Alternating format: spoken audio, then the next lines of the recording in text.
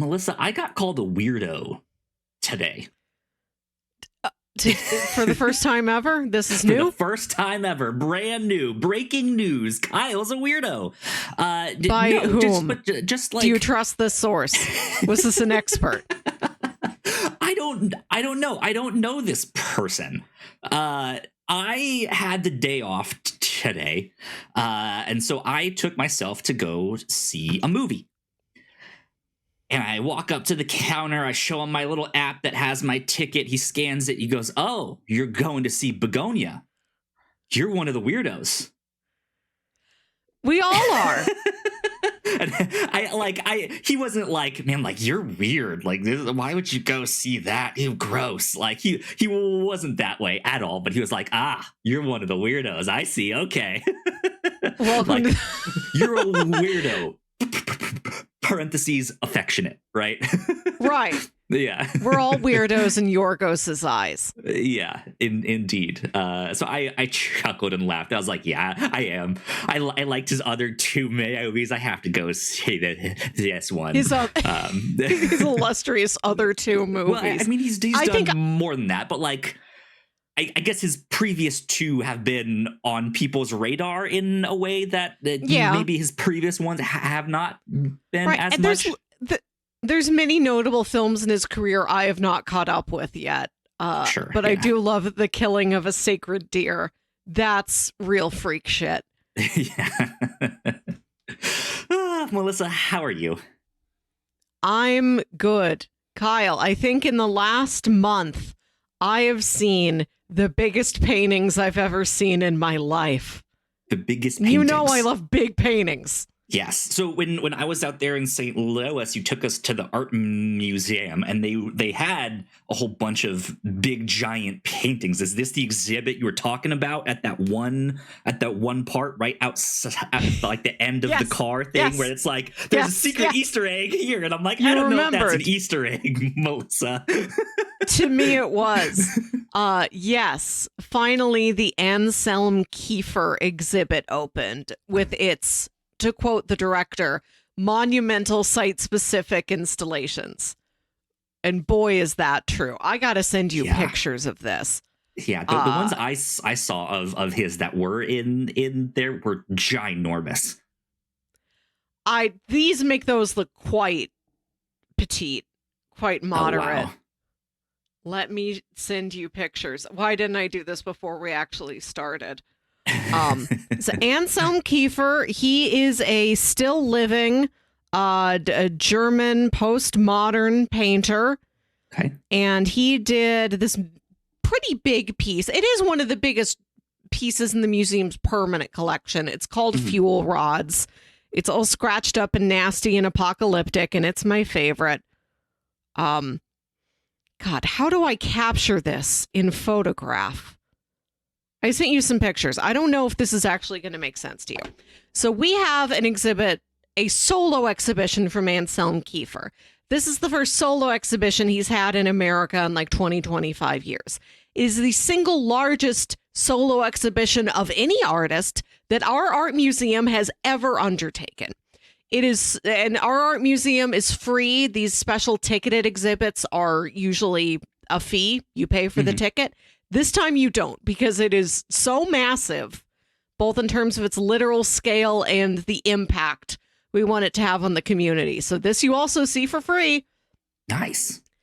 And yeah, these look giant. I remember the room of this, like this first picture that you sent me, and it's a big, giant, huge room, vaulted ceiling, super tall, and there's a bunch of these like round arches, and there's paintings filling each one of these arches, and they're just like 3 stories tall. It feels like.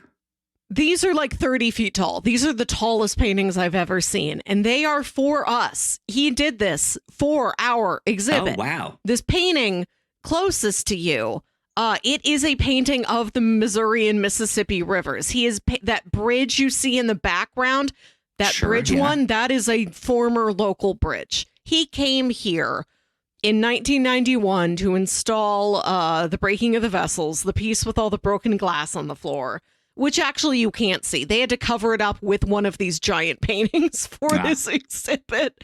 But if you know it's back there, it's back there. He was here. He saw the confluence of the Missouri and Mississippi rivers, and it related to the Rhine and Danube rivers he grew up with. And he was inspired to do these paintings on what rivers mean, especially in the life cycle. The rivers becoming the sea, and rivers being borders between countries, and the border between life and death, and all of this. And it's amazing that we get to have such a cool exhibit that is for us, absolutely one of a kind. I've been here a couple times, and it is so fun to see people turn the corner and get sight of these things for the first time, and how absolutely huge they are. They weigh like 1 ton because this artist works with like lead and gold. Good Lord, He's absolutely alchemical. To look at these things, they are so dense and detailed and multi-layered. I'm going to send you more. They just wild stuff. Yeah, these are huge. It really would be shocking to like walk into a room and just be hit with the like the massive scale of these things. Mm-hmm. Put We're these very ones up proud on screen. Bam, here's this one. Yeah, like even in these pictures you can see the like the texture in them. They let you get right up to them and take a close look because they are so textured. Yeah, that's kind of wild. Mm-hmm. Yeah, here's the one that looks like it has like tree bark like falling off of it and hanging off of it. This is not fuel rods, but it is stylistically akin to fuel rods. My favorite. I took you there and showed it to you, and I told you my favorite type of painting was large. Yep. This is exactly that. Yep. So these are the tallest paintings I've ever seen. But I also got to see the longest painting I've ever seen. I took a business trip to Chicago. My schedule was pretty packed, but I did sneak away for a little bit to go to the Art Institute. And there's this painting at the Art Institute that I'd never seen before. It must be a more recent acquisition. This is by an artist called Rakib Shah. This painting is called Paradise Lost. It is 100 feet long. Goodness gracious. I'm on the website that you sent me, looking at some of these. I'm assuming it's all one giant piece, but they just like picture different parts of it. Yes. Keep scrolling. Yeah. Oh yeah, there's the full thing. This is so detailed. This is more literally illustrative, with incredible symbolism and emotion. It really is a tapestry of a life, this huge allegorical thing. There's like a story here that isn't in the Kiefer stuff. So much to study. We had no idea this was there. We just turned the corner and there's 100-foot long painting and we're like, well, we can't leave. We'll just be late for that workshop. We got to stare at this painting for a while. Incredible. Yeah, that's fantastic. This is my plug for art museums. Go check them out. Go check out your local art museum. Check out ones not local to you. Go to another city and look at the art museum. You'll find art small and big. I don't know what's the smallest painting I've ever seen. I think there's one in one of the Ripley's Believe It or Not museums where a guy like painted on a postage stamp or the back of a beetle or something. Right, yeah. Ripley's I've is seen full of those. Stuff grain of rice. Online. Yeah, that's like they carved Jesus into a grain of rice and just like, all right. Yep. I guess if that's how you want to spend your time. Somebody's got to do it. Ripley's right? Believe It or Not museums need to have something in them. They pay top dollar for the Jesus on a grain of rice. Support your local Ripley's Believe It or Not museum. I've been to 2 throughout my life, one in Branson, one in San Antonio. They're throughout the country. I don't know what is the newest one. I don't know if they're still making new ones. I don't know how the old ones are being maintained. I don't know what's in them. You can only look at wax statues of the conjoined twins Cheng and Eng for so many times. Oh no. I'd like if every city had its own Ripley's of that city's Ripley stuff. Like, sure, yeah. This is the thing that you really have to decide if you believe it or not from Knoxville, Tennessee. Do you believe one it? Of those weirdos. We have a museum for you. Right. And you go to another city, you go to Indianapolis, and they challenge you with their own stuff. You believe this or don't you? Look now. This is your chance. 2 truths and a lie. Find out inside. Welcome to 2 Truths and a Lie Museum. Oh, man. Ladies and gentlemen, welcome to the Whatnauts Captain's Log number 308. My name is Kyle Springer. I am joined, as always, by Melissa Wilkinson.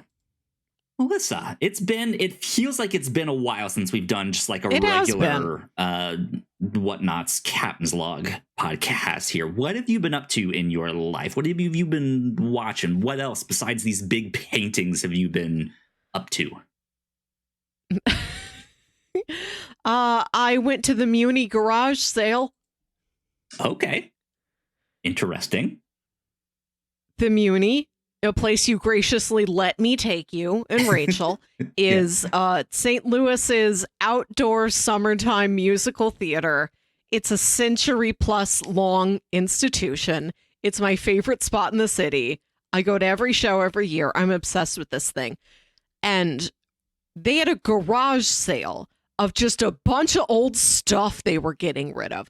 They haven't done one of these in like 9 years. I'd never gotten to do it before. Now, is this all like props and set pieces from their plays? Yes. Interesting. But also just stuff from their offices, like old desk chairs, filing cabinets. Sure. Yeah. Yeah.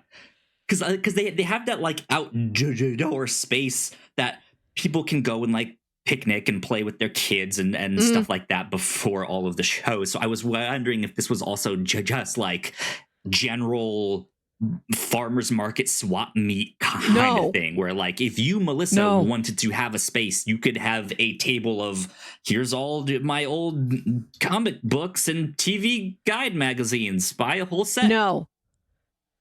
This. Thank you for imagining I would have a bunch of old TV guides to get rid of. That is exactly me.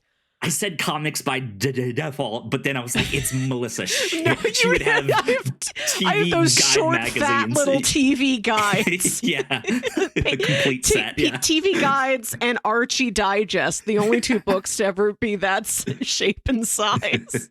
Yeah.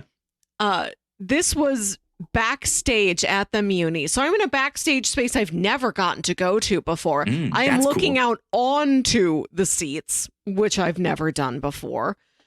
It's just a decade worth of their stuff. And they invited another smaller local St. Louis theater to also sell their stuff. So it's the MUNY featuring The Rep. So cool. So cool. I got there so early in the morning. It was so cold, but spirits were high. They would only let in 250 people at a time. So I think I waited in line for like an hour and a half. And then my whole experience back there was another hour and a half because there's such a line to actually buy the stuff after you pick it out. And the did you line walk away to get with in was anything? I did. The line to get into this thing was miles long. It was so many people wanted to do this. I'm sure. It was actually really rad to see that many people who were interested in getting their own little piece of the MUNY. I got several pieces. That's cool. Melissa is standing up to grab her paraphernalia.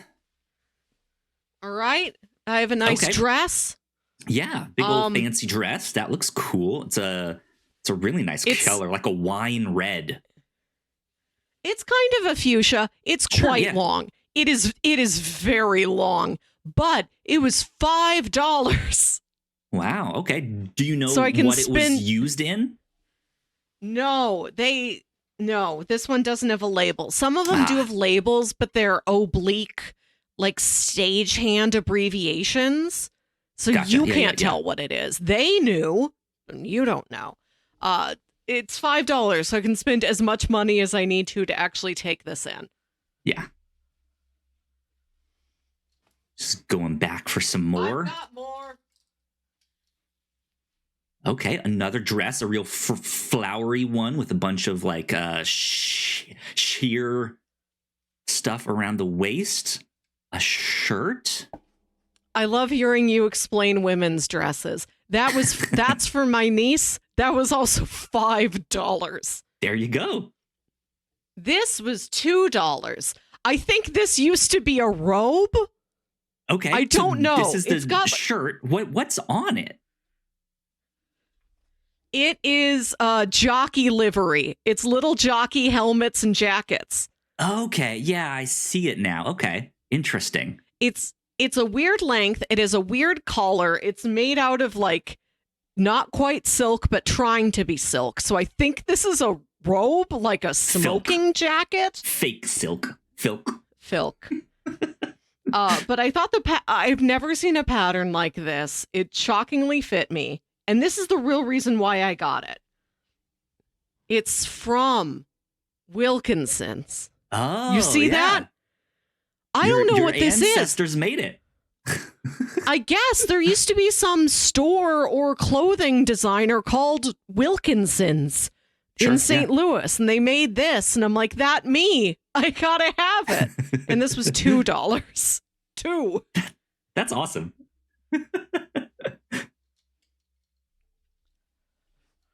Those were my finds. It was amazing seeing people leave with big, incredibly sparkly dresses or like weird monster masks or just an armload of marching band helmets from like the last time they did The Music Man. Someone you could running buy off with Olaf from Frozen.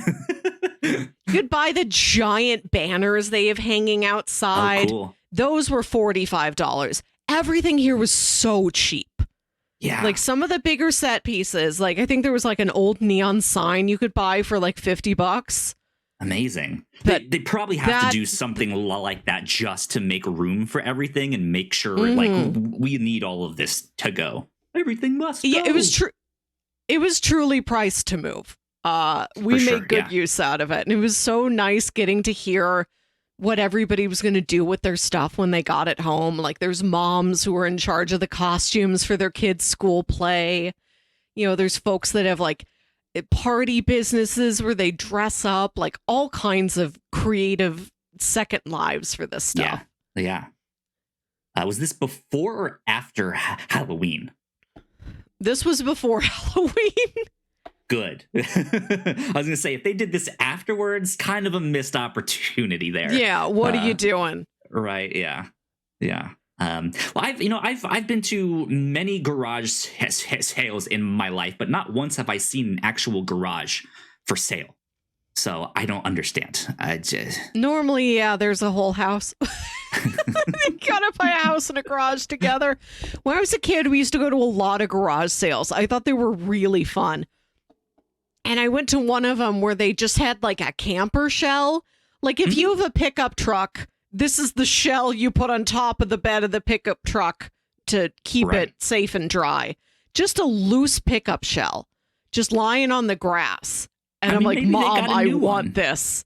Or they had they sold the truck, but the guy was like, I don't want that thing. You can take that. So, yeah, it's not that abnormal that they were selling it. What's abnormal is that I was 10 and I'm like, Mom, I gotta have this. I want this in the backyard. Mom, I want to like, I'm gonna die. I want to crawl through the little window and make it a clubhouse and like read in there. Yep. Go camping under the stars in your little can't Right, I pretend flip thing. it on its back like a turtle. I just put pillows and blankets in it. It's a giant sled in the wintertime, fun for the whole Oh my family. God, big sled. Take that to Art Hill. Yeah. Oh, man. Do you ever think back to something like that you saw at a yard sale, rummage sale, flea market that you almost bought? And you're like, if I had bought it, that would have been a sliding door. My life would have splintered and been extremely different if I bought that one thing. I don't know. I'm struggling to think of a time where there was an object like that. Obviously, I have my Pocahontas story, right? Yes. Where I want the rifle, and they're like, all right, but you only get one toy. And then I saw the Pocahontas book on tape, and I was like, oh, but now I want that too. No, Kyle, you're not even telling your own story correctly. You were on a road trip with your parents. I love this story. You stop at one rest stop and your parents are like, Kyle, you can have one toy, one goodie for the road trip. And you bought a Pocahontas book on tape. And then when you stop again a couple hours later at another rest stop, another roadside attraction, bow and arrows and rifles and stuff like that. Yeah, you get this little wooden like pop gun rifle, and you take that up to you put it on the checkout counter. Yeah. You put it on the counter. You're on your tiptoes. You put it on the counter, and you just wait patiently for your parents. And your parents are like, "But Kyle, we already got you the Pocahontas book on tape," and you said, well, I'm giving that to you. You, Dad, can have the Pocahontas book on tape. And now, since I don't have a toy anymore, money, Dad. I get to have the wooden rifle. You bought that with your money, okay? This is the one I'm requesting for our deal. You bought yourself a Pocahontas book on tape and just let me hold it for a while. Right? Yeah. I've seen this book before. I've seen the movie. Yeah. When I was in high school, I went to a flea market and somebody was selling a big plastic bag full of VHS tapes of Dark Shadows, the old Gothic soap opera Dark Shadows, for $20, just like a plastic grocery bag full of Dark Shadows tapes. It's an old Gothic soap opera. I don't know what to tell you about it because I've myself actually never learned that much more about it. Tim Burton made a movie out of it. You got to look for Dark Shadows American television show. Let me see here. Not the one that has Eva Green in it smoking a pipe. Dark Shadows American. Oh, that's Miss Peregrine. She smokes a pipe in Miss Peregrine. This is from 1966. I almost bought this. And I'm like, it's $20. It's just like random tapes. I don't even remember if they were official home video releases or somebody just taped a bunch of them. I didn't know, like, is there a consistent run in here? Is this continuous? Is how many episodes? Is it just random Dark Shadows? So I didn't buy it. But I've thought back to that day, and I'm like, if I got extremely into the 1966 Gothic soap opera Dark Shadows when I was like 16, I'm very different. I feel like I don't come back from that. You would have been full on dark academia, Melissa. Like that's maybe that's how would have been. It's set in Maine, so maybe I would become some sort of like coastal goth. Is coastal goth an aesthetic? I gotta look this up. I mean, sure. I mean, yeah, like that's also where a bunch of like Stephen King stuff is set, and I know you like Stephen King a little bit too, but different. This is different. This reminds me more of The Munsters or something like that. I'm just seeing in terms goths. of like visual. It's not quite that cartoony. So I'm seeing goths on the beach. Like they're on the coast, but it's not a coastal look. It's Goths not like that. It's not that preppy New England look I'm looking for. Then there is a screenshot of the Tim Burton Sweeney Todd movie. Tim Burton refuses to leave me when they dream about what if they went to the beach. And like, that's closer. My God, there's beach goth, but beach goth is not coastal goth. It's not Cape Cod goth, and that's what I want to see. Yeah. Somebody, please. Do I have to do this for myself? Have to start your own Pinterest mood board. Coastal goth. Coastal goth. It's not even something I identify with it. I'm just mad nobody else has done it already. This can't be an original Melissa thought. I'm not that smart.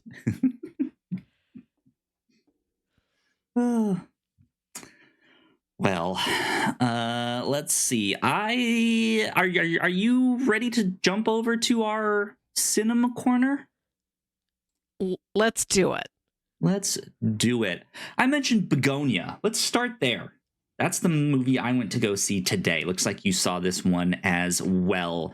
Mm-hmm. Yorgos Lanthimos' new movie, starring Emma Stone, Jesse Plemons. Yeah,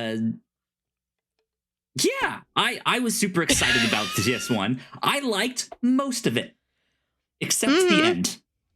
I thought the end was bad. The ending's pretty bug nuts. And for me, bug nuts is a quality outside of good or bad. Bug nuts exists outside of space and time. And there are some really interesting, like, Hector, yeah. Right. It's between worlds. There are some really cool design elements that enter with that twist at the end. And I get why people wouldn't like the twist, but I'm like, but the production design, though. If we don't have the twist, then we don't get to see all of that stuff. And I like seeing that stuff. I do not want to rob like a costume designer and set designer of getting to do that thing that they did. They had a lot of fun with that stuff. But I think, again, don't want to spoil stuff. I know we're talking around it. I think even saying it has a twist is almost disingenuous. Like, I went in almost expecting this ending. Like, something like it, right? Like, not the exact thing of what actually happened in the movie, but I knew I was in for a weird time, and I knew, kind of based off the premise, I was like, it's going to kind of end like this. If it's not one character, it's another, right? If you know what I'm talking about, if you've seen the movie too. But it was just kind of one of those things that was like, once they showed me it, like, the mystery was gone. And so it's just like, all right, okay, that's it. The end. So I like, there's a certain part closer to the end that I think I would have liked it a lot better if it just cut right there and that was the end. Yeah. There's I know what you're talking about. That's what everybody says. Flash of light that I'm just like, the mystery. But I wouldn't know if this happened or this happened or this happened or what happened, right? See, the mystery ending where it's truly the top wobbling at the end of Inception. Right. Which way are we going? What's real? What isn't? That is a remarkable ending, but it is such a rare thing. It's like, I'm not allowed to ask for that more than I've already gotten it. It's like being mad there's not a rainbow in a day. Like, a rainbow needs to be special. You get it when you get it. And you don't get upset if you just have a blue sky day, okay? True. You can't really ask for an ending like that, but I just think we got to treat miracles like they're miracles, that they come along every once in a while, and don't just be mad when a thing is just pretty good instead. Yeah, but I do have to say that I think the acting, especially from Jesse Plemons, incredible. Love Plem. Yeah, he was fantastic. of course, Emma Stone is fantastic as well. I loved what they were doing with the lighting and just the like texture stuff when she has the like cream on her face, the like all over her skin. Interesting things to look at on screen all the time. A real creamy movie. You don't get to say that often. I don't know what's the second creamiest movie I've gotten to see in theaters this year. I don't know, Materialists? I don't know. Who knows? Did what was the Substance? Is that a creamy movie? There's it's more serum, but I guess you could call it creamy. In 28 years later, Ray Fiennes covers himself in iodine. This is the year to be covered in something. That's our theme. That's what we're subconsciously all obsessed with, just being covered in a liquid or goo.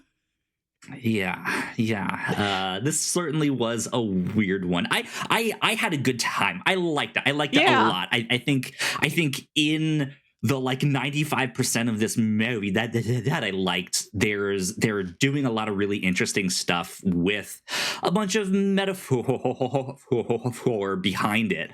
And then they also have this added layer of, which I think you can get, but from the trailers and stuff, they kidnap Emma Stone's character because they think she's an alien, and it just goes to some weird, bizarre places. And it's like I genuinely liked most of it. I have a question for you. Into the ending, yeah. When they have those black and white flashbacks that show what happened to Jesse Plemons' mom, and she's floating around like a balloon. Great stuff. Did you think that was a metaphor or literal? Because I'm like, the first time I saw it, yes, I was like, I think that's a metaphor. Because like, oh, she's dying or minor spoilers here. Like, she's floating off. And then you see this phenomenon a second time, and it's just like, oh, maybe not a metaphor. Right. Like I thought, yes, this is allegorical imagery, but then beautiful shot. The first time you see it, chef's kiss, just gorgeous shot. But I don't know how weird this universe is. I'm like, maybe that is the plague, is you take this drug and now you float. I don't know that's not true. Can you say, hey, like for the next 2 minutes, maybe minor spoilers here, or big spoilers for the next like 2 minutes here, so we can at least say a couple things about how weird this movie is? Because yes, so let me hit our spoiler button just so everyone knows spoilers here. She like literally floats up, and then you see her that second time, and he's like holding on to her like a balloon as she's like 3 stories up, just floating in the sky. So that was strange, but when they do the like 3 days until the lunar eclipse, the like map of the world starts tilting more and more, and each time they do that, and you realize, oh, they live on a flat Earth. They are like, this is the flat Earth existence. Like if you see the water is falling off, and then of course at the end, I wasn't looking at it that closely. When you see that, oh, Jesse Plemons' world is just like one of these experiments that these aliens were doing on their ship. It's not actually Earth. Like she has this like bubble Earth thing. Yeah, it is just like on a table, and she pops it, and that's the atmosphere that they have. I didn't think the bubble was really Earth, like this is the end of Men in Black. I thought it was like a representation of Earth. Like when we do this, the same thing happens on Earth, but this isn't Earth. This is like a model under a bubble. Sure, this movie is so weird that you could 1,000% be right with that. What's just an allegory, what's an example, what's an illustration, and what's literally that is happening. happening. It's that. But they said something at the end that made me think, oh, they had more of these experiments. Like this was the last kind of thing, and they're done. Or Earth can go the way of the dodo. But yeah, weird. I liked it a lot. Just except for the last 5 minutes, 10 minutes. I'm not sure how long that twist was, but endings are so difficult to do. I can never begrudge somebody a subpar ending. Ending your life only ends once, so you don't get to practice it. So why would any of us be good at ending something? I think if it happens, we get to practice making movies and writing and crafting a narrative. I don't think it's intrinsic in our souls to be good at endings. And every time a good one happens, I think you got to treat it like it's a miracle and not the new standard that you have to expect banging on the table. Why isn't this finale better? Yeah. So that was Bugonia. Tron Ares is also one we both have on our list. Mm-hmm. What did you think of Tron Ares? I wish it was either much smarter or much dumber. How so? I think the story is just serviceable. The music rules, and there's some very cool visual choices in there. Yes, that is what you go absolutely. to Tron Ares to see. When the movie decides to Tron, it does Tron pretty hard, and those moments are rad. And it's not no, I've never seen the whole original Tron. I really like Tron Legacy, though. And Tron Legacy is not a story movie itself either. I wish this movie really was very introspective, really had something to say, or was just grand stupid. And it's just sort of in the middle. Yeah, you're not necessarily wrong. I don't think the story is super complicated. I did like, though, that you didn't necessarily need to know the plot of the original Tron to do it, but you could tell, oh, these are the things that they are connecting back to that. But it didn't hinder the experience. I've seen Tron, but it's been so long that if you had asked me what happens in that besides guy gets sucked into video game, I wouldn't know. I don't think anybody knows. I don't know what Tron is about besides computer, besides light cycle, besides disc on your back. Right. Yeah. The most Tron I've ever got in my life was in the video game Kingdom Hearts. And then we watched the Tron animated series. I forget Tron what Uprising. Uprising. Thank you. Yeah. And Tron Uprising, I remember actually being really good, very thoughtful, very well written. Yeah. I wish this was either closer to that or just extremely silly. Yeah, I went into it being I'm a sci-fi guy. Of course, I'm gonna go see the sci-fi movie that's out.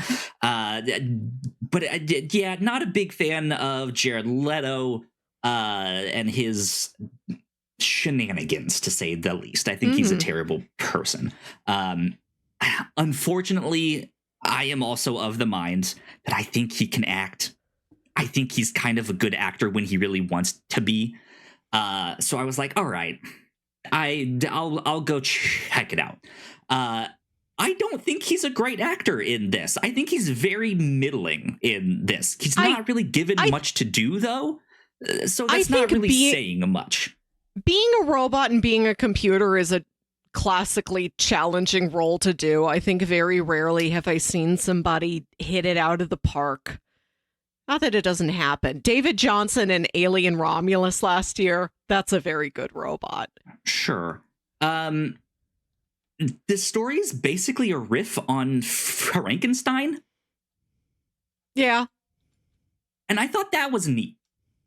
Because I was like, I don't think I've seen a movie that looks like this kind of sci-fi pay homage to Frankenstein, which is arguably, if not the birth of the sci-fi genre in general, in the way that this has. I'm sure there are other examples out there, but nothing of note really came to my mind.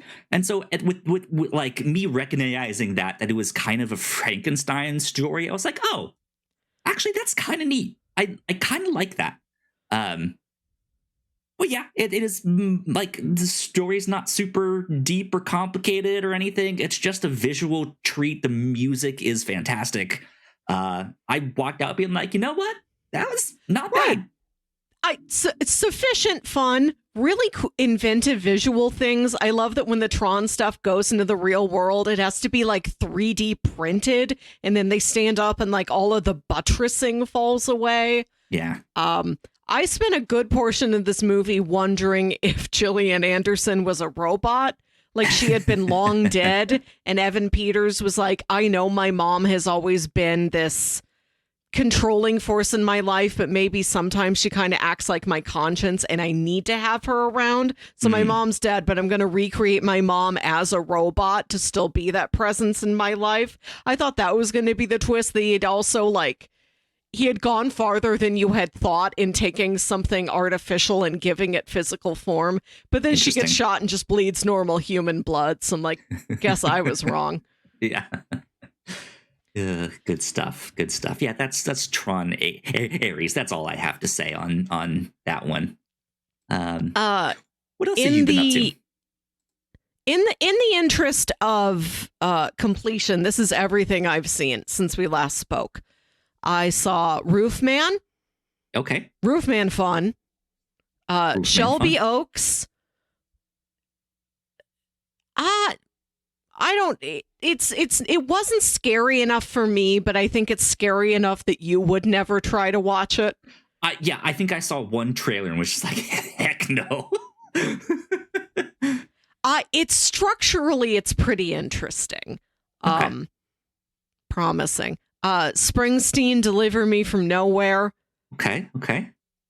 My mom is real excited about that one. It's great for moms. Moms will love it. I saw It Was Just an Accident, which is a big buzzy movie by an Iranian director. Huh. Interesting. Okay. I think this you would like. This is a movie about a man who encounters who he believes to be a prison guard that used to torture him back when this guy was in prison, but he's not sure. So he goes around to all of these other people who he knows. Lost. Right. He goes around to all of these other people who he knows were in prison and also tortured by the same guy. And he's like, if this is that guy, I'm going to kill him. But I don't know for sure if it's him or not. Can any of you prove if it's him or not? And it's this long, protracted. Yeah. I've got this guy like gagged up in a box in the back of my truck. Am I doing the right thing? I don't know. Let me go to somebody. He's going to send me to somebody else. Then we collect these other people. Then we go over here. Like the bulk of the movie takes place in like one day that just goes on too long. I'm imagining a bunch of those you see them in all sorts of movies. The opening of the trunk scene, and it's the inside. But every time it's like there's 2 people, there's 4 people, there's 8 people, there's 16. It just keeps getting more and more and more. They're at Madison Square Garden, right? Like opening it up. It's not that extreme. The movie is a drama, but there's times when you take a step back and think about the premise, and it is so absurd that it's almost a very dark comedy. I do love any story where the premise refuses to stop involving new people. Like it just keeps getting more people, more things keep happening. Nobody leaves. I love a story where somebody enters and refuses to leave and is there the whole time.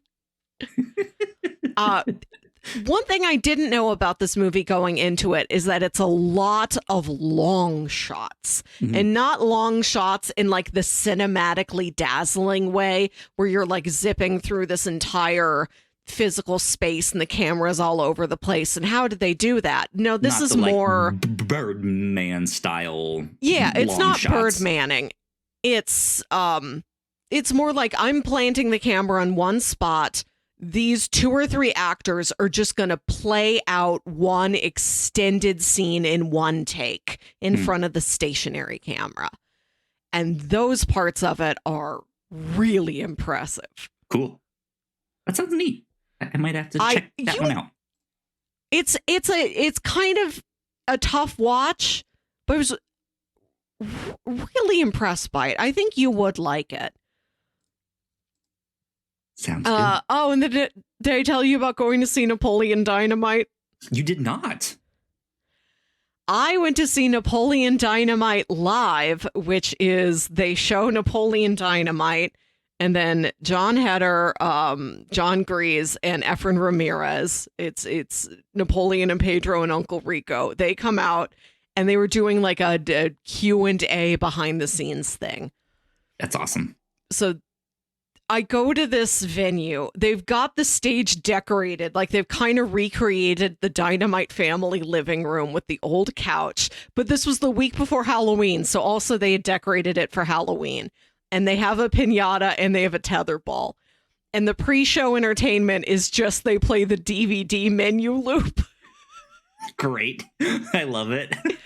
And then they start the movie. You watch the movie. Then they come out and it's like another 90 minutes on top of the runtime of the movie.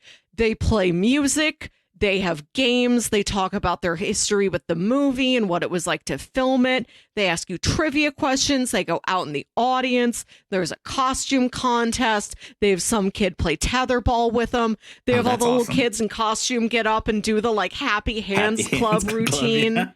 Yeah. It was people from all walks of life are there, from 8 to 80. It was so heartwarming to see everybody who was there so jazzed to see Napoleon Dynamite. That's awesome. My dad would have loved that. They're touring. Maybe they will come to whatever the closest major town is to Cody, Wyoming. Yeah. Who knows? Interesting. Okay, you've seen some fancy stuff. I go to a lot of things. I sure do. Indeed. I got to go see Perfect Blue, one of my favorite movies. I've already seen it in theaters once before, but there is a brand new 4K re-release that is coming out to you can buy it online for yourself. I think it's on pre-order right now. They released it in theater, so I went to go see that, and it was fantastic. I loved it. There's certain bits that they couldn't really do much to, because it's like, oh, this is a painting. Like someone painted the background of something, so they can't really up-res that, right? But there's certain scenes that's just like, oh man, it looks fantastic to see this in 4K now. So I enjoyed that a lot. And then have you heard anything about this show Task? It's on HBO. I have seen the ads for Task. People have told me it's good. Me and my limited time, I haven't reached it yet, but it did seem like a Kyle program. Yes, absolutely a Kyle show. I wouldn't say that you wouldn't like it. It's not necessarily a Melissa show, right? But yes, it is very, very good. I enjoyed it quite a bit. 10 out of 10 show. HBO does those like real, like, not mini series. I mean, I guess you could call it that. I don't ever know what the difference is. But yeah, like these limited like crime series. Show mini series, limited series. Yeah, like crime show, murder mystery things. They've done like Sharp Objects and stuff like that. And they do one of these like every like year or two, and they're generally pretty good. I think a mini series and a limited series are the same thing. Limited series is just the new streaming word for it. I don't think they're structurally different at all. It's just that a mini series, it used to air on TV maybe like one night a week through the whole week, like Monday, Tuesday, Wednesday, Thursday, Friday, or Monday one week, Monday the next week, Monday the third week. Like it was aired in a compressed time frame. That was the mini part of it. Limited series because either it's all dropping all at once or it's being released like weekly. Like it's not being released in a way that's different than any ongoing series. It's just like, it just simply like 6 episodes. That's it. It's and mini shows are 6 episodes. But then next year there'll be another 6 episodes of that. It's just limited. Yeah. So this is my understanding. I think they are synonyms. One's just new and one's old. Yeah. Task was very, very good. Highly recommend that show if you want a good, like, melancholic crime show. Oh, it looked so melancholy. So sad. Slow, sad. Not slow in terms of like action, but yeah, just like kind of low key ish. I do love a sad dad doing crime or solving crime. Solving crime. Mark Ruffalo is the sad dad solving crime. Much like in Zodiac. I'll probably just watch Zodiac a couple more times. There's some movie I just saw a trailer for that I had not heard of. And rarely does a movie completely catch me off guard. But sometimes if it's not like from an auteur director, it's not some film festival award buzzy thing. If it's just like a normal studio movie, it will slip through the cracks. And it's coming out in like February, which is not... And I think we need to get beyond this. I think any type of movie... I don't want there to be like shameful months in which to release a movie. We got to get out of that. The theaters need consistent business year round, but it is a February movie. Does that mean it's a Valentine's Day? Like it's a romance? No, like is that No. February is a time for romance movies, ironic anti-romance horror movies, black cinema, and like C-list action films. And this is like a C-list action film. Oh, man. This is like what the dads go see while the mom and her girlfriends go see the romantic comedy. This movie is called Crime 101, and Chris Hemsworth is a criminal. Oh, is this the one where it looks like he's like a driver and he meets is it Zoe Saldana that's there? I think it's Halle Berry. Yes, it might be her. Yeah. I've seen the trailers for that. I was shocked that I hadn't encountered it. Yes, Academy Award winner Halle Berry. I've seen the trailer a lot on TV. I've been watching some stuff on Prime, and they run ads against all of their stuff now, and I don't have the ad-free one, so the cast keeps going. It's like so many Academy Award nominated luminaries: Monica Barbaro, Barry Keoghan, Nick Nolte, and Mark Ruffalo. And I'm like, once you put Ruffalo in there, I'm sold. You know he is the secret ingredient that gets a lot of people's butts in seats. Our butts show up for Ruffalo. I think universally, he's one of our most agreed upon things as a people. Sure, I guess. Try it. If you're ever in a small talk scenario, if you're just checking out at the grocery store, try asking them, do you like Mark Ruffalo? And they're going to say yes. Has your butt been ruffaloed? My butt shows up for Ruffalo all the time. I think he gets you in there. From us to our parents like Ruffalo. If your parents saw Task, they'd put on Task, oh, it's Ruffalo. We love him. Yeah, Mark Ruffalo's good. Indeed. Yeah, I saw 2 trailers today for like a movie out in March, and I guess technically March isn't that far away, but in my mind I'm like, man, that's so far. Like, that's next year. What is happening? Why are you showing me this trailer? Wait 6 more months and then show me the trailer. But it's not that far away. I don't know the studies on the proper life cycle of a trailer. Because if there aren't enough trailers out at any one time, then they're going to take the trailers they have and play them more. Yeah. And then that'll just drive you mad. So I think having a bounty of trailers early, so that you know, like, oh, in 6 months there's gonna be this thing I should plant the seed for. Yeah, think about it. And now you've got small talk with your folks for Thanksgiving. You hear about Ruffalo? This. You hear about Project Hail Mary coming out next March. You down to get Ruffaloed? How Ruffalo can you go? I need a survey on parents' top 10 movie stars. I think we're going to see a lot of common players, and then every parents will have a one that's just for them, that they love alone. Sure, yeah. I don't know. Not sure. I asked my parents, what character actor do you love to see pop up when you're watching movies? My mom said Wallace Shawn. I don't think. To be fair, do I know him from? Yes, Wallace you Shawn do.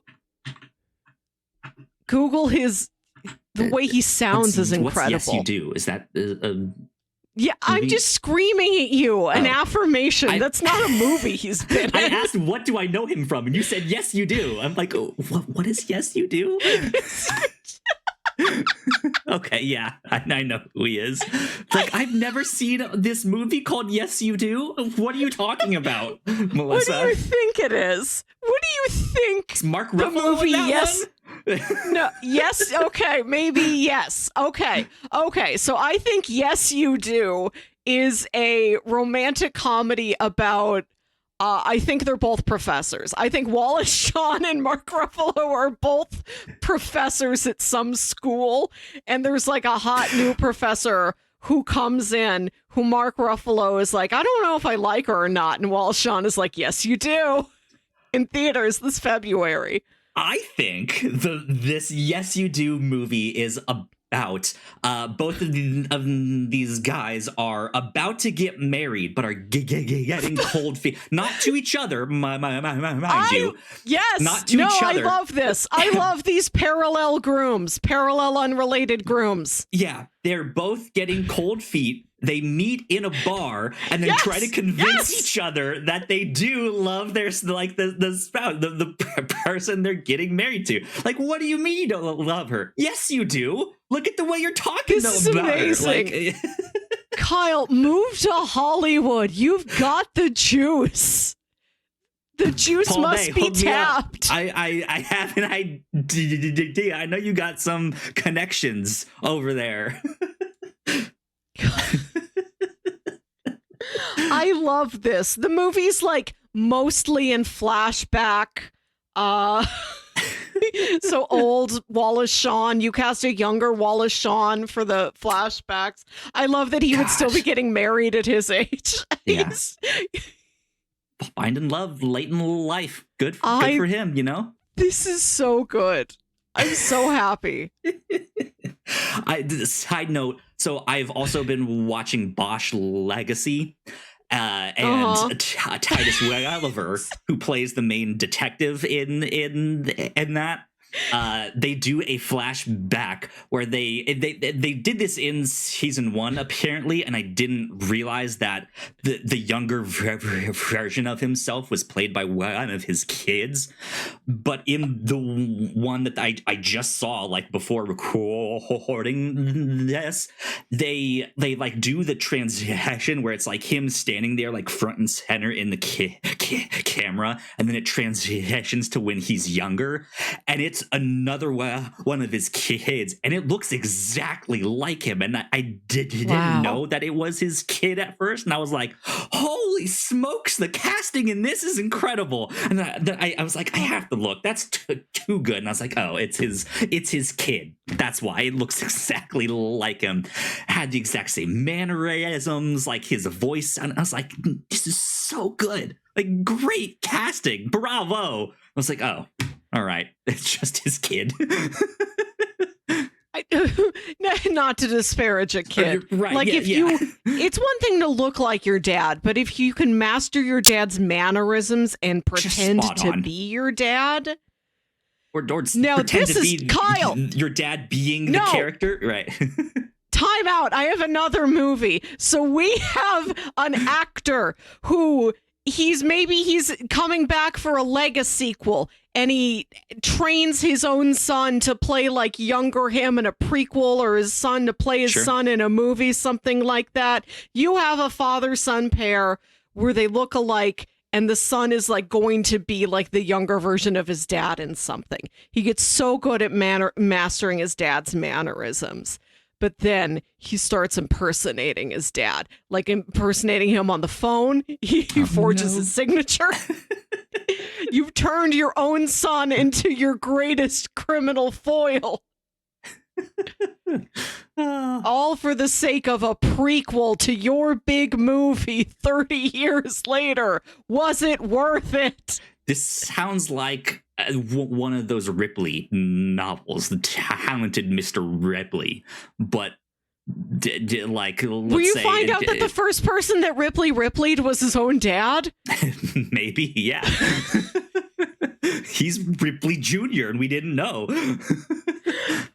No, like there was like Ripley Sr. is just like a guy who was too weak, and that's why he's been Ripleyed, because Ripley Jr. is the strongest and he can pretend to be anybody.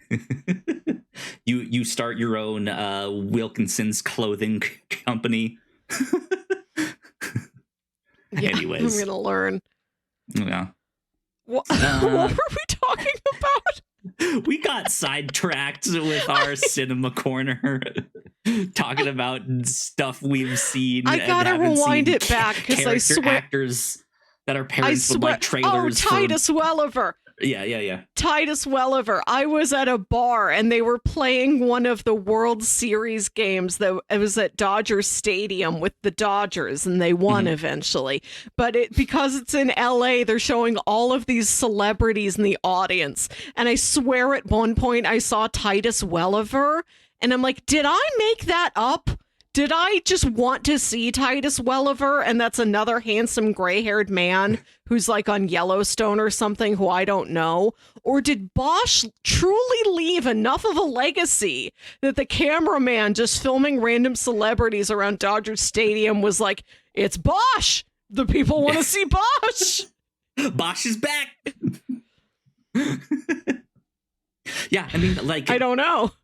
Parents like love Bosch. That show, that show ran for what, like 5 seasons, and then Bosch Legacy just did its 3rd season. So the people demand Bosch. I want a cinematic universe made only out of things that had the same subtitle, so it's Bosch Legacy : Tron Legacy. Bosch gets sucked into a video game and has to solve a crime. Somebody's been murdered. He's turned into pixels. I gotta send one of these pixels to the lab. So there I was in my smoky, right? It's the crime noir thing, but instead of the like hot girl that walks in with the sexy dress, it's this pixelated man that walks in. It's like, there's been a murder.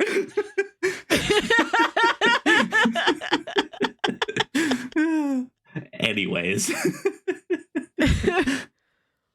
I want us to do a tier list of sequel subtitles where we have to rank every legacy and uprising and retaliation. Endgame is now the new one, yeah.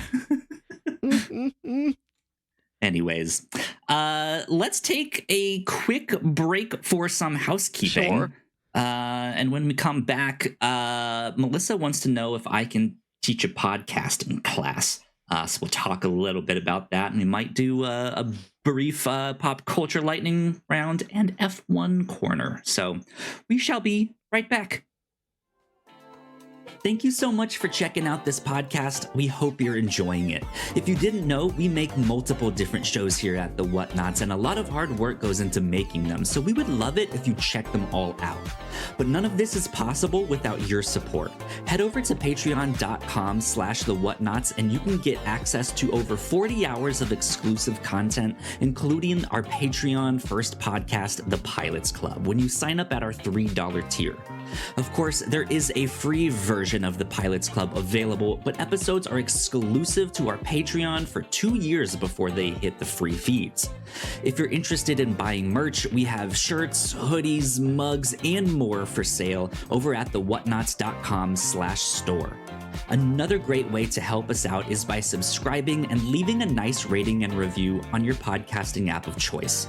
You can also subscribe to our YouTube channel for video versions of the show, trailer reactions, and live streams. And lastly, you can always find out more information about the shows we make on our website, thewhatnauts.com.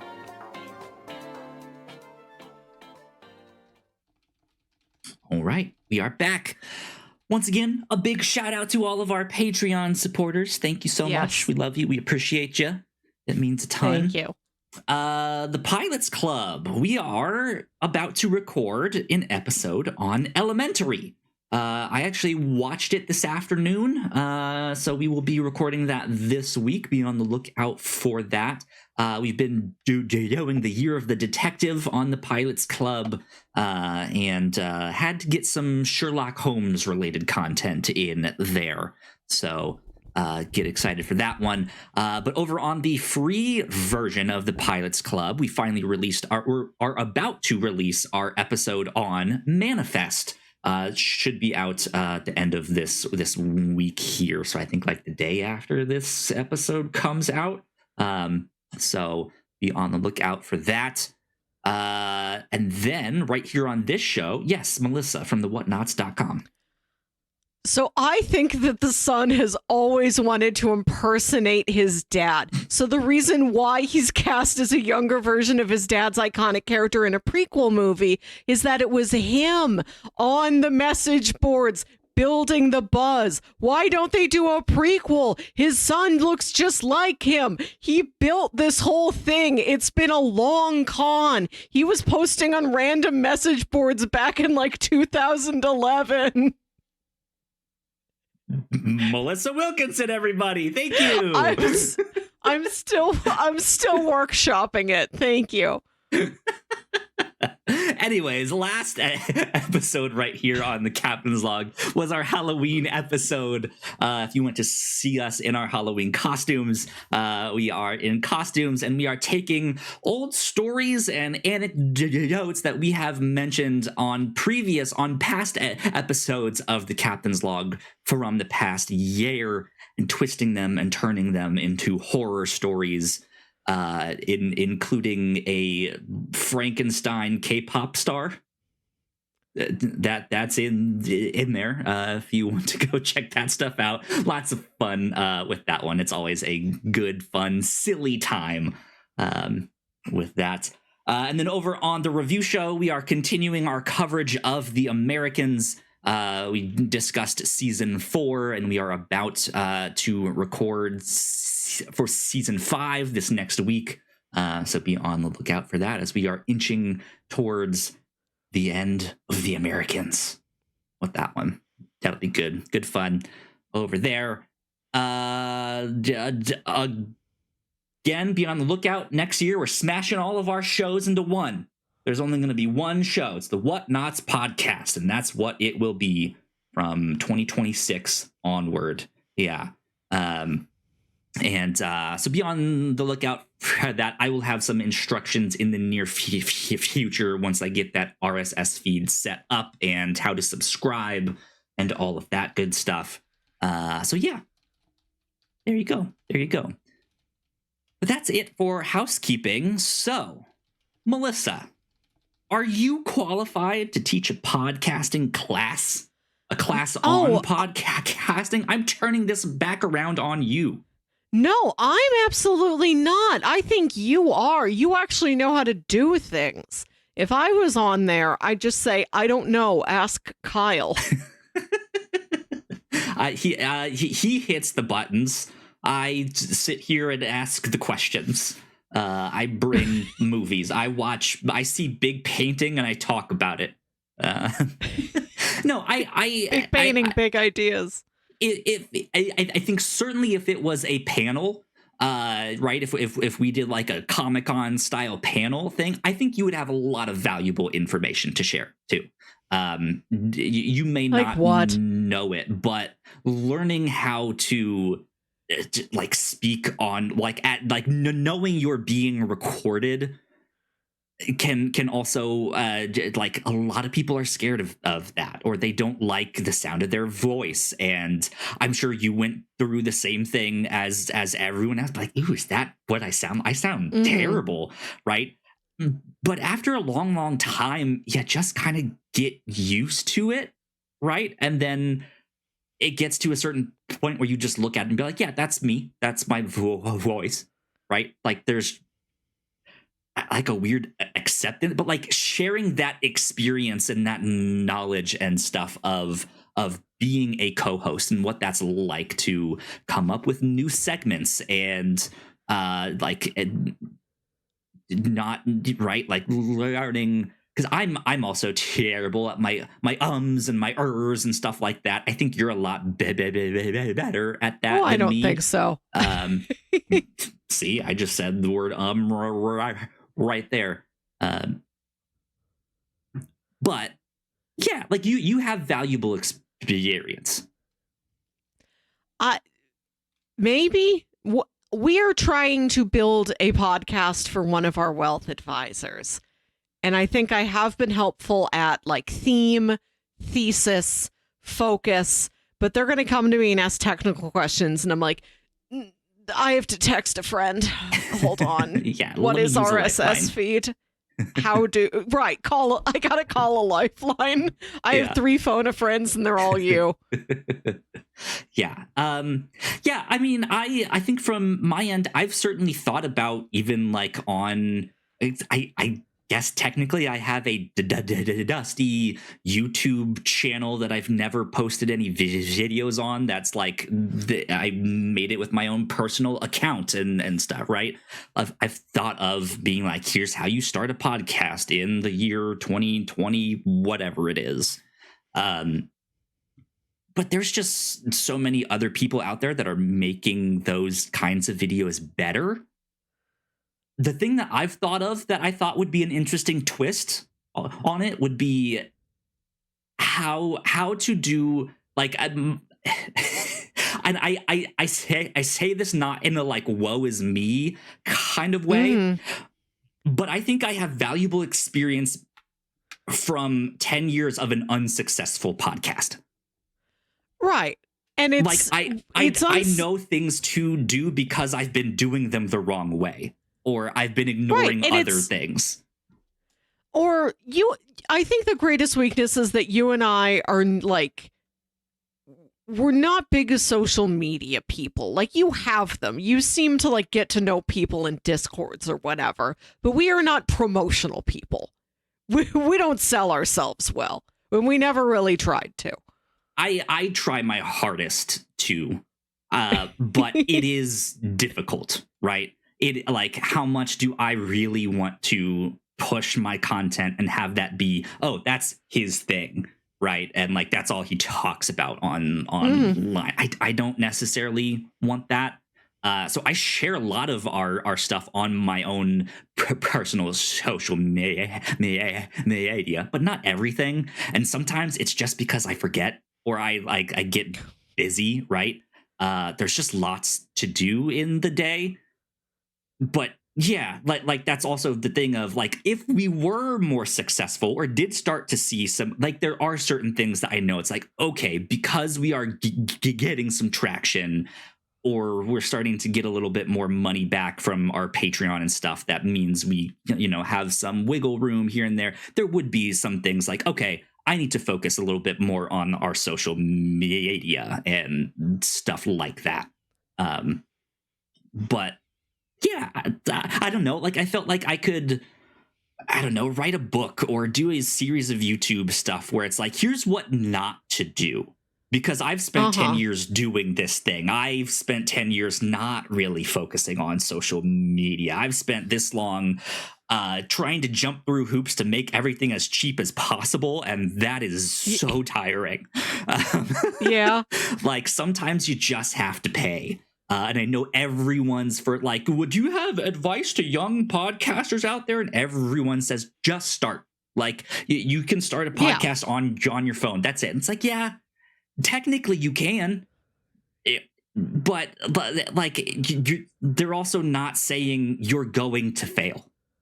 And like, that's what's going to happen. And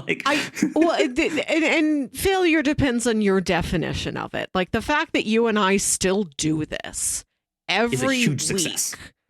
Yes, like consistency, structure, having fun with friend. That's success. Yeah. But have we ever really made any money on this? Are we popular? No. Maybe like one random episode will get hits on YouTube, but the people don't seem that curious to go check out our back catalog or try anything else. They're like, sure, great episode on RRR. Yep. All right, goodbye. Yep, that was it. Like, I've certainly learned a lot over the years on how to do this stuff, and there are certain things that I found out very quickly of like, oh, but I can set things up a certain way, and that just makes it so much easier. And then I hear other like successful podcasts like struggle with that same thing, and I'm just like, you guys are so much more like big and success. How do you guys not know this? Like, that was also really funny since I've always done the podcast online, right? Not in person. So when COVID hit and so many of these podcasts that did everything in person had to switch to doing everything online, to see them struggle with that was like, I figured that stuff out 5 years ago. It was great. Right. In deep, dark lockdown, it was such a mood boost to watch one of those like celebrity, like staged reading Zooms and know I have a better camera than Meryl Streep. Yeah. Or some filters on, but I don't want to be a cat, right? Stuff like that. And just like, oh my God, you guys don't know how to use technology. This is great. And you're very tech savvy. You're really good with the graphic design. That is your background. That is your passion. And I think it comes through that we have like a good, clean, consistent visual language to all of our shows. Our thumbnails are well designed. That's one of our greatest strengths. Thank you. Yeah. But yeah, I've had stuff like that rattling around in the back of my mind of like, I do feel like I have a lot of knowledge that I feel like could be useful and helpful, and I need some way to be like, hey, here's a good way to do this stuff. I've fumbled around with this for a decade and largely unsuccessfully, but I've figured out why it's been unsuccessful. But also depends on what your definition of success is, right? I've done this for a whole decade. Most people last 4 episodes, right? And that's it. Like that's it. I've been listening to these podcast guides, trying to do one for my coworker, and they say, yeah, it seems like everybody has a podcast. Correction. Everybody has had a podcast and then they stopped. So you are not too late to get in on the game, as long as when you get in on it now, you stick with it, because then you are outlasting the rest of them. Indeed. And I don't know what you guys have had discussed, but even something that I would suggest to a more corporate setting, think about seasons like a television show. You don't have to do a weekly podcast or every other week or a monthly one. You could do, hey, we're putting out 12 episodes one a week, and then we're stopping and we're saying that's season 1, and we're taking the rest of it like to time off to like come up with new stuff. And yeah, that's what I've heard. Like, launch with 3 episodes so people have enough to like sink their teeth into. Release like weekly for 12 weeks so you build a habit.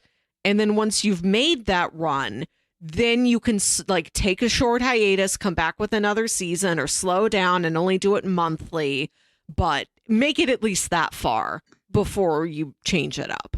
Yeah. That's always been a big thing for me with doing this podcast. If we're going to do it, our recording time, even though, and you know this, we're super flexible about what day we actually record and what time. We're recording right now on a not normal night. But that normal recording day, you need to treat that almost like religiously. Like, this is a sacred time, like week in and week out. It is Sunday morning, like how we have church. Yeah, exactly. Like, you can't. I got to go to Kyle church. It's Sunday morning. Oh, but my friend invited me out, and so I want to do that instead. It's like, no, you made a commitment to do this one thing, and you need to be like, hey man, I can't do Sunday morning, right? I have something else. I need to go record my podcast. And that's how it is our default. And I think like 80% of the time we are in our normal time slot. And that was more prevalent when we had more of a focus on what if we live streamed. I forget if we even still live stream anymore. I guess we do. But we don't imagine anybody live streaming right now. We don't imagine anybody really tunes into it. Like once years ago, we'd hope that they would. And that was a big reason why we wanted it at this fixed schedule. I really only use the live streaming as a backup. I do like a private YouTube stream, an unlisted one. So technically, if I posted the link, someone could come check it out, right? But because it's unlisted, no one's really gonna just stumble onto it. But since it's YouTube, they keep the video. So if something goes wrong with, like, if I forgot to hit record, but I did hit stream, then I can just download the YouTube stream, and it's just like, and that has saved my bacon a few times. So backups, multiple backups. Right. Yeah. And we never just like skip a week, which sometimes is a little bit of pressure that I can never be like, I don't feel like this one. Do I have to finish this? No, you're going to finish this. We're going to record every week. You made a commitment. Something like that, though, also depends on what kind of podcast you're doing, right? Where we are for our like more book club style thing, right? It's like, no, we said we'd watch this thing, so we have to watch it and then talk about it. But something like The Captain's Log, it is a little more loosey-goosey, right? And for a podcast like that, we do have the freedom to be like, hey, I'm really not feeling up to it. I'm kind of sick, or I just don't feel in the mood, right? And so that's all right. How about next Tuesday instead? Like, can you think we can do something then? Sure. Yeah. Move things around. Got to be flexible, but you have to be strict too. So I don't know. Melissa, let's dive into some pop culture. Yeah. What are these? Just a couple things. Let's start with one that I'm kind of pulling from Comic-Con, the New York Comic-Con that happened here. This is Invincible Season 4 is premiering in March 2026. I'm super excited about that one. That's been a great show so far. But then this next one, Prison Break. Melissa, I really, really enjoyed Season 1 of Prison Break. I still own the DVDs of that. I think we had other seasons of the DVDs, but when my parents were like, hey, we're getting rid of a bunch of these, I was like, I only want Season 1. Like, give me that one. Because that was a good show. But apparently there's been a Prison Break reboot greenlit over at Hulu. So we shall see if that ever sees the light of day. But I thought that was of notes because of how much I liked Season 1 of that show. I always thought it should be an anthology. I like that idea. Who knows? Maybe we've learned that. I did not have time to. New escape. I did not have time to read the article earlier. I'm glancing at it now. It's set in the same world as the original series. Don't know how much of a world it was. Will feature different characters and a new storyline. An ex-soldier turned corrections officer takes a job at one of the deadliest prisons in America to prove just how far she'll go for someone she loves. Will there be tattoos in this one? I hope so. I sure hope so. Q-Poso, cute poison. That's the one I remember. Some chemical formula on there. Anyways, Prison Break has been greenlit over at Hulu. Why has that not come back as a Halloween costume? Like, you just wear like a it's like jumpsuit. The skin tight, yeah. Right, those skin tight like tattoo shirts. Get one printed with all the Prison Break tattoos. Or even if it's not exactly that, it's like a knockoff Party City version of that. Then you just wear like the blue shirt and blue pants. You shave your head. It's so easy. As soon as you say what you are, or like, I think half of people will guess it. Oh, you're Prison Break. And the other half of people will, especially if you go around the party being like, I gotta save my brother. I gotta get my brother out of here. Where's that cute doctor?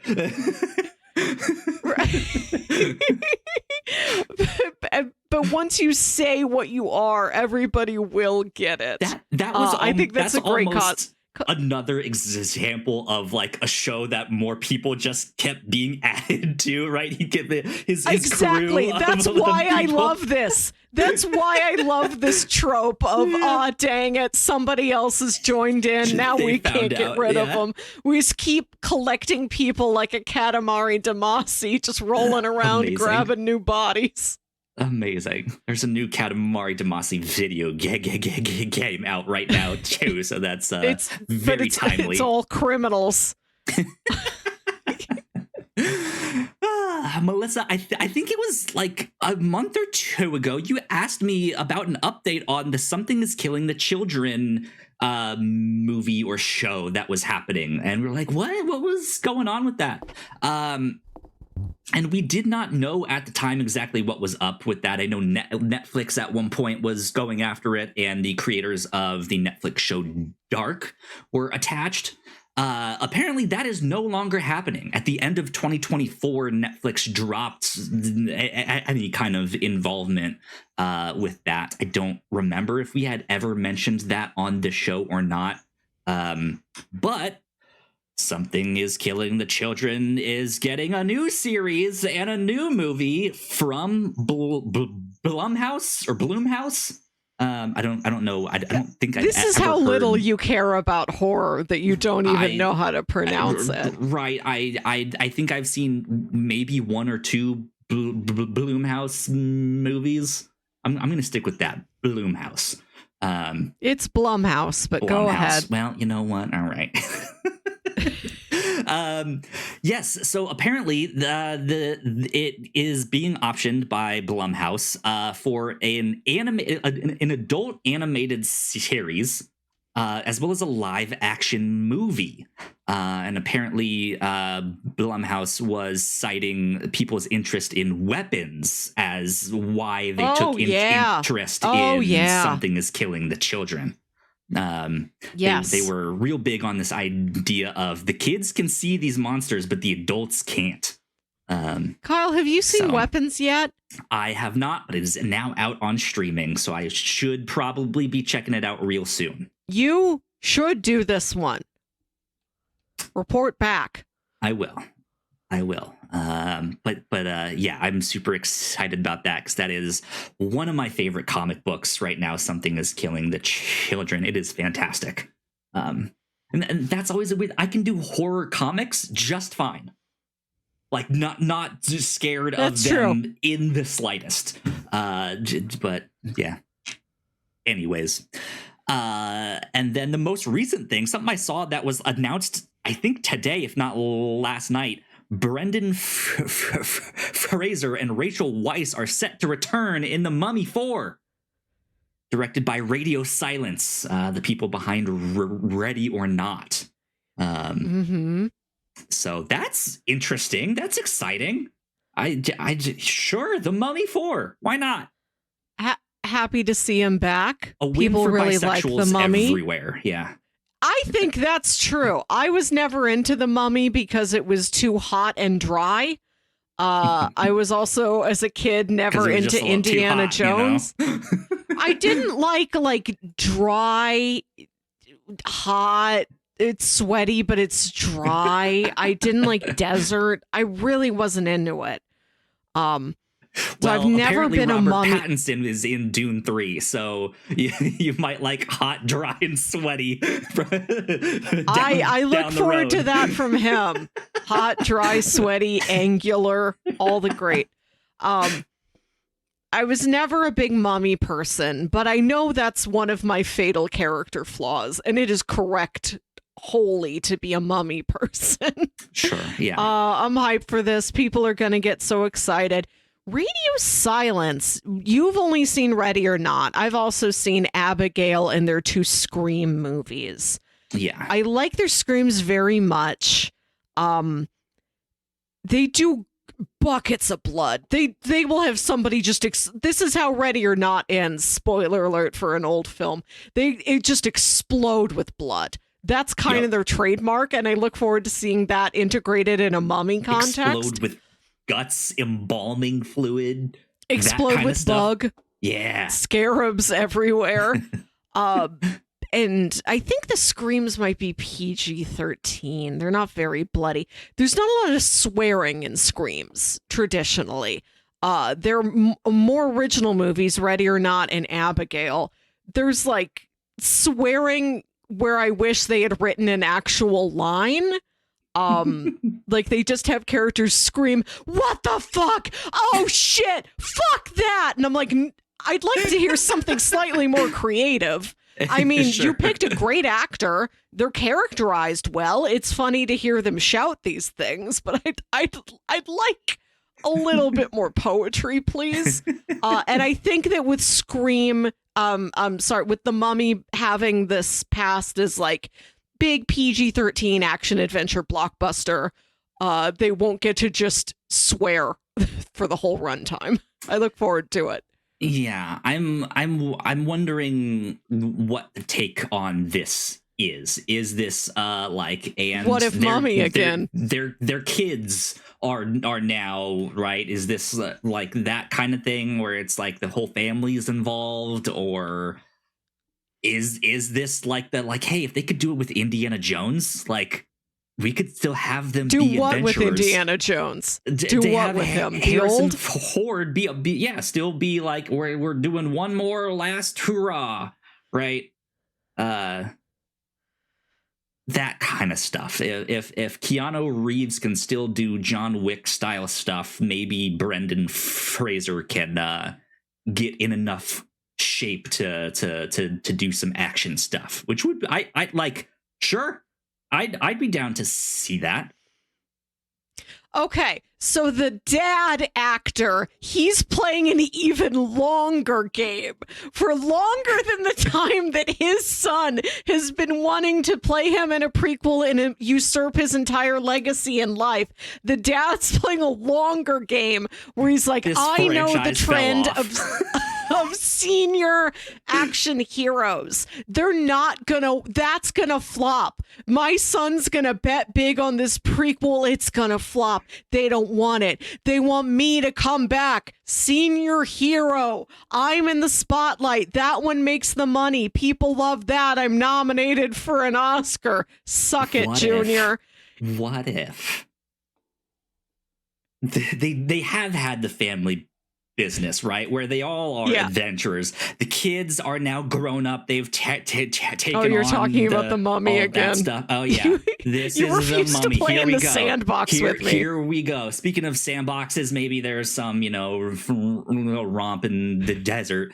But Brendan Fraser's character dies. This is a send off for Brendan Fraser, and he becomes the Mummy. Man, I mean, we know he has experience wearing a lot of heavy prosthetics and still winning an Oscar through it. maybe they're like, Brendan, we're going to do it one more time. A pyramid, right? They construct this big tomb just for him. Amazing. Right. What of him, mummy? Yeah. Brendan Fraser is the mummy. You know, every time somebody correctly pronounces it Fraser instead of Frasier, an angel gets its wings. I learned this from you. I always said Frasier. Thank you. This I came do back have up, things I can teach. I was like, Melissa will yell at me if I say this wrong again. This is my most important piece of advice to young podcasters. It's Brendan Fraser, not Brendan Fraser. That's not far off, and is something I'm also bad at. Try and figure out how to pronounce people's names, and if you're covering a movie or a TV show, mention the creators. Right? I'm terrible at that. This something that we often skip over even on our own shows, but that is a good thing to do. Like, mention, hey, this was written by, directed by. But sometimes those names have no context to us. But if you do it long enough, eventually you'll find connective tissue, and you'll be like, "That's the guy from this. He did Moonlighting." Yeah, the only reason why I knew of Radio Silence was because the article had in parentheses "Ready or Not," and it's like, oh, I've seen that one. I know them. I don't know anything else they've done, but we're gonna scream. I think we're going to do the screams. This is my proposal to you in the new year. 6 screams. 6 screams? Interesting. Okay. Do you think anybody's Halloween costume has been that they're dressed up like a desert adventurer, but also they're like wearing a turtleneck and drinking an espresso and talking about psychology, and they're like, "What's your costume?" And they say, "I'm Brendan Fraser. Hey, baby, I hear the blues are calling." Melissa, next year, if you are not Brendan Fraser, then you have failed as a podcaster. If you are not. I did go to a movie club movie night out in the park on Halloween, and they're like, "Wear a costume if you want, no pressure." And I'm not good at costume. I never look at anybody and think, "Oh, that's me. I can be that." Like, I don't feel like I read as anything correctly, and I don't like being frivolous with my money. So I just wore normal clothes, but I'm like, I got to show up with something, and it has to be something flimsy enough I can take it off if I get embarrassed. And we have a bunch of sticker paper at work, so I just printed out like circles and arrows and question marks and ending explained, all details revealed. And I went as a YouTube thumbnail. Yeah. Yes. And your shirt just says, "Does she know?" Right. Nobody really got it. They're like, "Oh, okay. Yeah." But I think there was like one guy who's like, "I see you." Yeah. I remember. And so many of them were in like actual real costumes. I remember when The Office was still big and super popular, that I was of the right age to find Jim Halpert's costumes hilarious and genius. 3-hole punch Jim, yeah. They are like the laziest, most, but like I was of the age where I'm like, it's clever, I like that. So I think I went one year as 3-hole punch Kyle to some like church function thing, and everyone's like, "Huh?" I was like, "Guys, The Office, you watch the show?" "Yeah, I love it." "But you don't pay attention, do you?" They're like, "What?" Like, all right, well, paper. The paper. Which I've heard good things about that show. Heard good things about that one. Let's do a real quick Formula One corner. Real brief, the Austin GP, Circuit of the Americas. Bad day for McLaren. Turn 1, lap 1, Nico Hulkenberg basically takes both of them out. Lando still manages to get P2, which was good, but just like I was on my way home from my trip out to go visit family, about to get on the plane, and I see my social media start to be like, oh no, McLaren, like, oh fuck, what happened? And I'm just like, oh no. Right, and they've like just won the constructors championship, so there should be a victory lap, and it's like, well, you're not losing the championship, but not a good showing, boys. Max Verstappen ended up winning. And in like Zach Brown's, like, he's cowboy, like to do that on the cowboy circuit. What a shame. They are all cowboy. I had my mom got a good kick out of seeing all of the drivers try and do, like, learn how to lasso things or go, buy cowboy hats or cowboy boots and pose with them and everything. Funny. They're like, that's ridiculous. But yeah, Max Verstappen ended up winning that one. And then the previous race was the Mexican Grand Prix in Mexico City. This was an eventful race. I really loved this. Was wild. Race. Yeah. This was so I had a wild. lot of fun. So Lando was on pole for McLaren, but in turn one, lap one, 4 cars wide, which is something you do not see in Formula One very often. Max Verstappen and Lewis Hamilton were fighting in that turn. They both go off. We haven't seen a good Max and Lewis fight for quite a while. But in the chaos that is happening, Oscar Piastri, who unfortunately qualified in 7th, goes for further back into 9th. But taking advantage of all of that, Ollie Bearman up to P4, just out of nowhere. Sweet little baby bear. Yeah. I love that recently every top 10 is like normal, regular, spit take. Yeah. So I was really rooting for Ollie. Like, he needs a podium. Like, get him P3. Right. He needs to be. It was possible. Like, almost. It was close. Yeah. I love that this is the season of rookies doing very well for themselves. A great showing for the new class. Oliver Bearman ended up finishing P4, which is a tie for Haas's highest finish in a race since their team got started. So good for them. That they had a blast celebrating after that.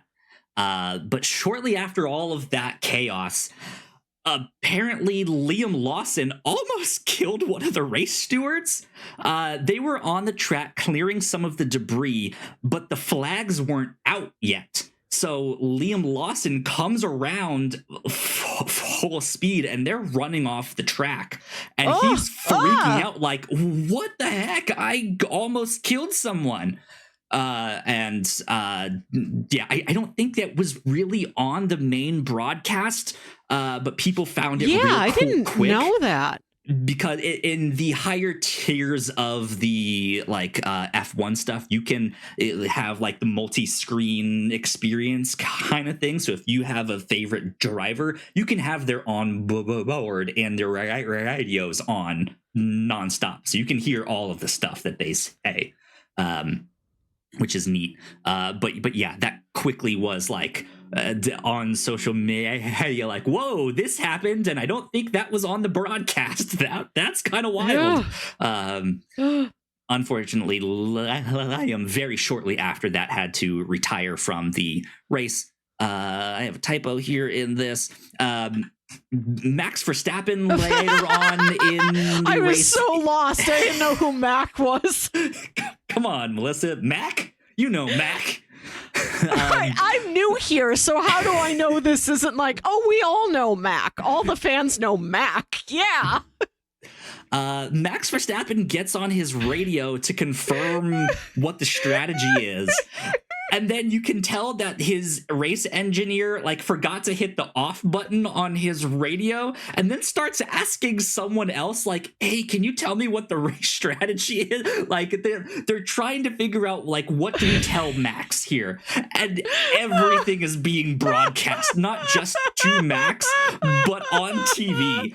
And Max is like, guys, I can hear everything. I can hear everything. Yeah. And then it's like, oh, off. So that was kind of funny.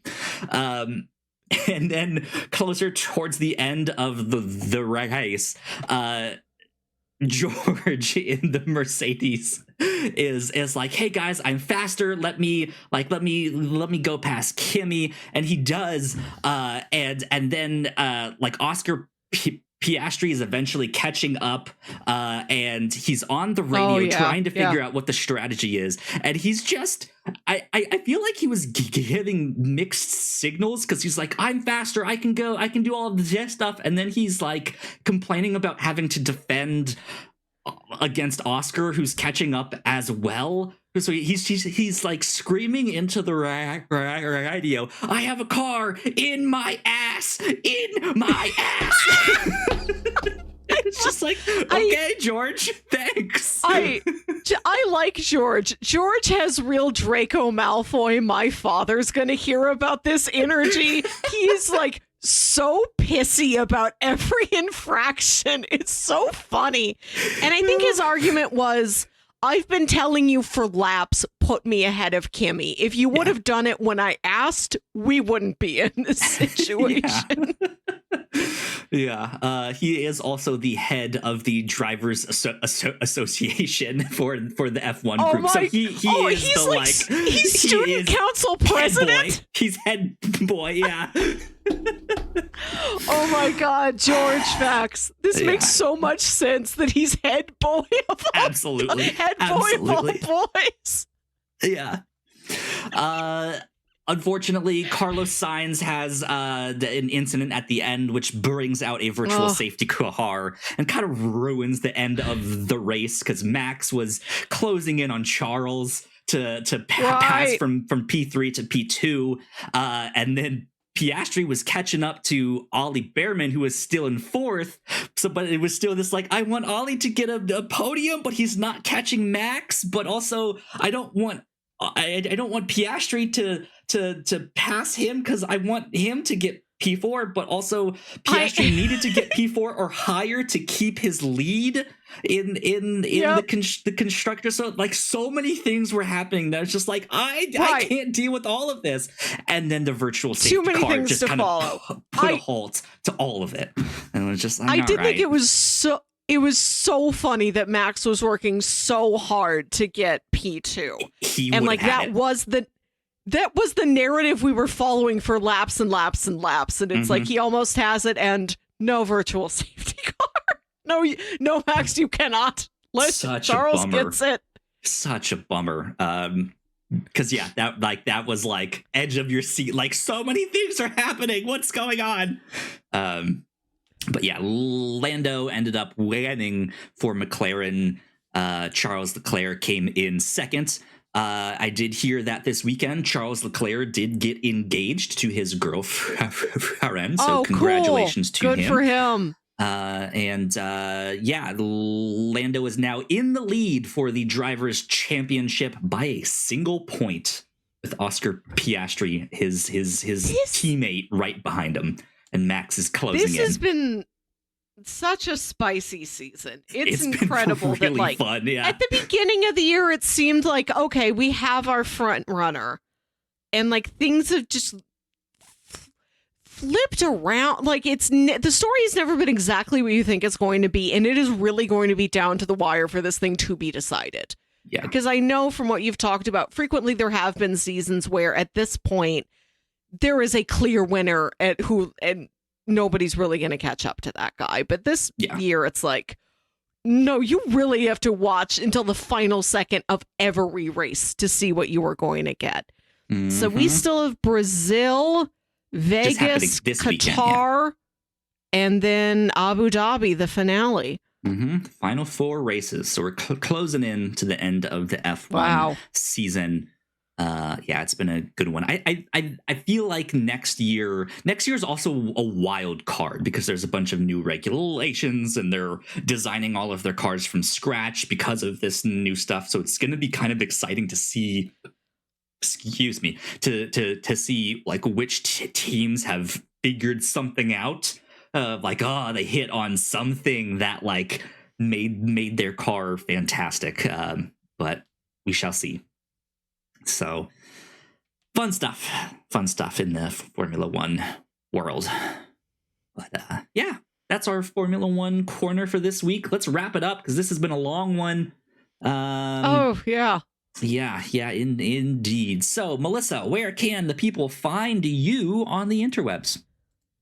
Email me at yourhostmelissa@gmail.com. Send me your coastal goth mood board. Good stuff. If you guys want to follow me, I am at Yo Kyle Springer on most of the places. If you'd like to stay up to date with all of the stuff that we do here at the Whatnauts, we are at thewhatnauts.com on Blue Sky. So please go like, share, and subscribe. You guys know the deal with all of that. If you're watching this on YouTube, we have plenty more videos over there on that side of the screen. Go check them out. That would also help us out a ton. But yeah, this has been number 308 of the Whatnauts Captain's Log. We'll see you next time. Bye. Bye.